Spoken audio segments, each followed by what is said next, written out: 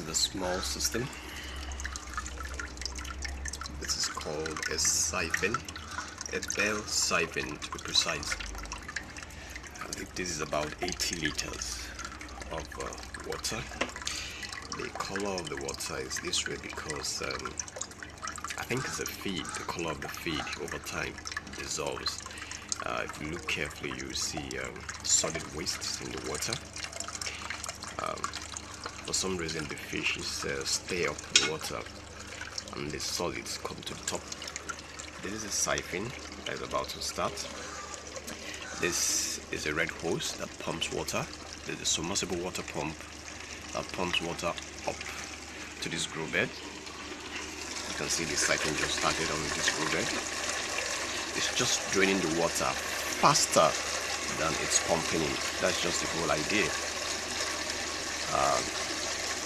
And of course, creating aeration in the water. Smells fresh. So, this is a small aquaponic project. We'll find this very, very helpful in terms of water management. We don't change this water, we just top it off due to evaporation, and of course the plant takes some of them. There's a little pump. You can see how little the water is pumping right here. There's a granite, 3/4 inch granite. You can actually go smaller if you want. I think the smaller the better, the more filtration you get. This is a 4. This is a curry leaf or something, I don't know. The students planted a lot of 8-worms in this system at the initial stage to help break down those solid waste you see that builds up over time. This is a recycled material. We just added that PVC to make it heavy for it to sink. This is an ever bottle plastic, and right in there you would see a 1-inch pipe is actually through to the other side of the basin. It's a regular basin you can get in the market for about 400 or 500 naira thereabout, and this is a 4-inch pipe. We cut a whole lot of slots in there, if you can see it from here, just to allow the water to go in, but do not allow the granite to block this particular area. And then we just put this in here. You can see the slots we created to allow water go in. And when you design this, you just have to do little adjustments on this cut to enable it start the siphon and also stop the siphon. If it's too small, the siphon is going to start but it won't stop. I think the wider this gap, this cut, the wider it is, the better. Oh, number 2 just went off this new bed. You can see it right here, creating a whole lot of oxygen into this system.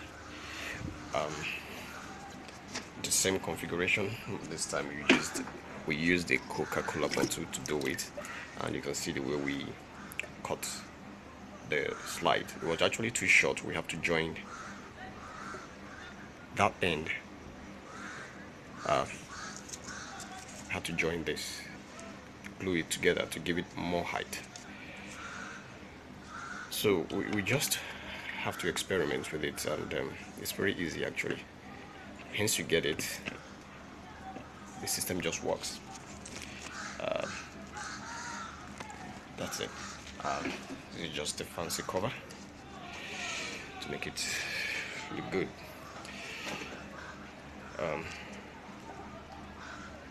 Cover this up.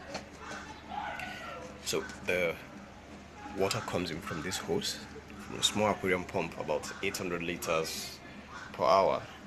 In reality, you might not get that because of the head height. Because of the height, it has to pump the water up, but it's okay to get the siphon started. You can see how it trickles down here, and these plants are actually going towards the window because of the sunlight, so they're tracking it. Wanted to leave it outside, but security wise You know, it's a natural system. We don't want students throwing in all sort of garbage in the water for the fish. Uh, so we decided to leave it in here. It's actually a small project for our students, since agriculture and home economics is compulsory now. I think they blended both of them. So we decided to come up with this system, which is quite interesting, that brought the students together. Fishery students and agriculture students, they all have a role to play. So you can see the level of the water right here, just about the top. And the siphon will start very soon. Very interesting feature I want to talk to you about. At the bottom of that 1-inch pipe will pass through. Here it is.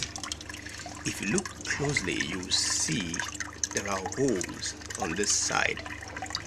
We just actually created a hole on the side of the pipe. You know, not too wide. I don't know if you can see the hole.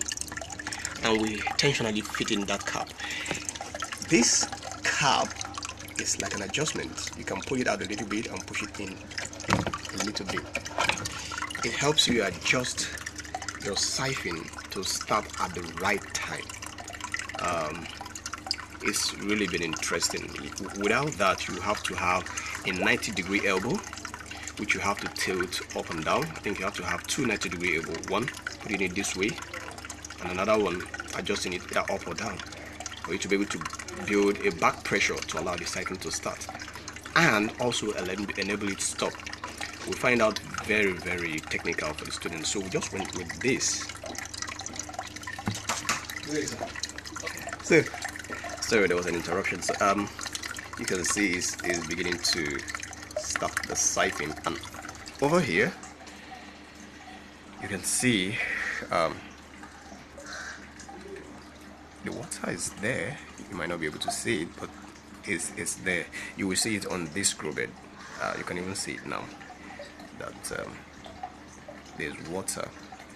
Actually, it's a little shy on granite. We need to add some granite to make it cover.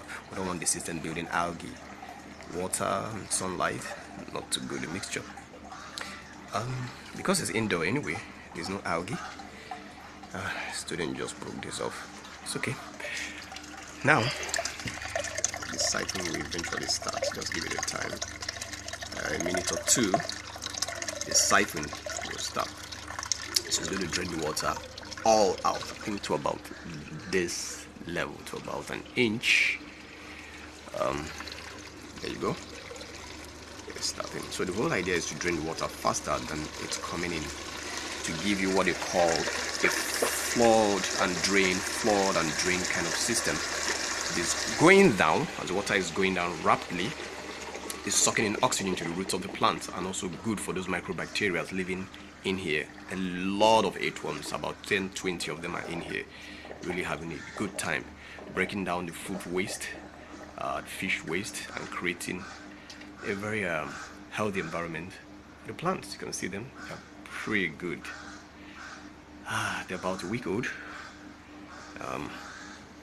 This will start very soon, but the interesting thing here is depending on how big or small your system is, you can actually generate additional income, if you will, with the plants, depending on what you want to grow. And of course, keep your water good. You can actually feed your fish more. This fish is about 4 months, yeah, I think. You might not be able to see them now. Maybe I should give them, oh, you can see one down there. Maybe I should give them a little feed. Give me a minute. I wanted the fishes to be visible, so I got some feed. Okay, let's see if they will come up to feed. They've been fed this morning anyway, but I think that big one eats a lot. Okay. Oops. Nothing.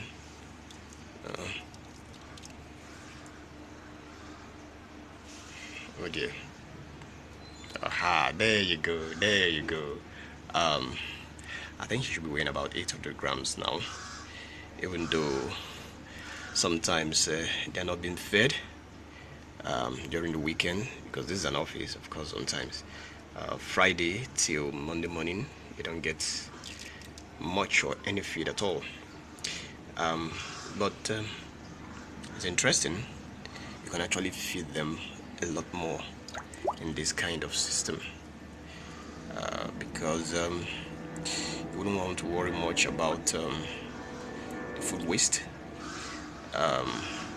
We're actually going to upgrade this pump to an airlift pump. We can pump a lot faster, a lot higher, and we'll have more grow beds. So that's the fish, the catfish. So there are just 2 of them in here. We're 3, but we lost 1 over time, probably because it was starved or attacked. Not sure. Though this is a small system, you might want to go bigger than this eventually. So that's it. That's the small aquaponic system in the office. I'm going to design a bigger one in no time, but this is just to get me started, understand the system, how it works. It's actually pretty easy compared to the traditional water recycling system, which I see in most farms with a lot of GP tanks and some media. It's very interesting how they work, but I think this will cut your cost in half or 1/4 compared to building the regular water recycling system. So this is a natural system. They complement each other: the fish, the food, the waste, and the plant. Interesting. Thank you for your time. I'll see you some other time.